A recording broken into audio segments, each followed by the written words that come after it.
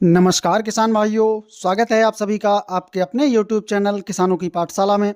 किसान भाइयों, जब हमारी प्याज की फसल लगभग 60 से 70 दिन की अवस्था पर होती है तो उसमें कंद बनना स्टार्ट हो जाता है और इस स्टेज पर प्याज की फसल में ज़्यादा ध्यान देने की आवश्यकता होती है, क्योंकि किसान भाइयों इस समय एक तो फसल में कंद का निर्माण होना शुरू हो जाता है और दिन का जो टेम्परेचर है वो भी धीरे धीरे बढ़ना शुरू हो जाता है, जिससे कि हमारी प्याज की फसल में थ्रिप्स और माहू का अटैक भी होना शुरू हो जाता है। इसके अलावा हमें अपनी प्याज की फसल में 60 से 70 दिन की स्टेज पर किस खाद का प्रयोग करना चाहिए जिससे कि कंदों का साइज अच्छा बन सके, चमकदार बने और फसल का जो उत्पादन है वो भी ज़्यादा देखने को मिल सके। तो किसान भाइयों, हम आज आपको कुछ खास खाद और दवाएं बताने वाले हैं जिनके प्रयोग करने से फसल में ना तो किसी कीट का अटैक होगा और आपकी प्याज की फसल बहुत ही अच्छी तरह से ग्रोथ करके चलेगी, कंद का विकास अच्छे से होगा और आपको अपनी प्याज की फसल से एक बेहतर पैदावार देखने को मिलेगी। तो किसान भाइयों, आप वीडियो को लास्ट तक जरूर देखें।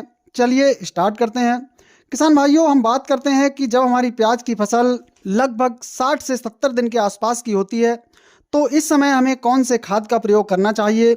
तो इस समय आपको जो खाद लेना है किसान भाइयों, वो लेना है डीएपी। डीएपी की 50 किलोग्राम मात्रा आपको प्रति एकड़ के हिसाब से लेनी है।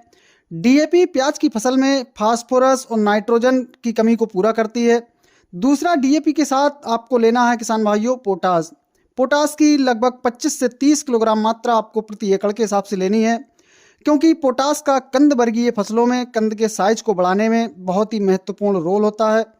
इन दोनों के साथ किसान भाइयों तीसरा आपको लेना है इफ्को की सागरिका। सागरिका की 10 से 15 किलोग्राम मात्रा आपको प्रति एकड़ के हिसाब से लेनी है। सागरिका में वे सभी सूक्ष्म पोषक तत्व उपस्थित होते हैं जो कि पौधों के लिए आवश्यक होते हैं। तो इन सभी को आपको अच्छे से मिक्स करके अपनी प्याज की फसल में बिखेर देना है और बिखेरने के बाद फसल में आपको हल्की सिंचाई कर देनी है। इनको लगाने के आप 4 से 5 दिन में ही देखेंगे इनके बेहतरीन रिजल्ट आपको अपनी फसल में देखने को मिलेंगे।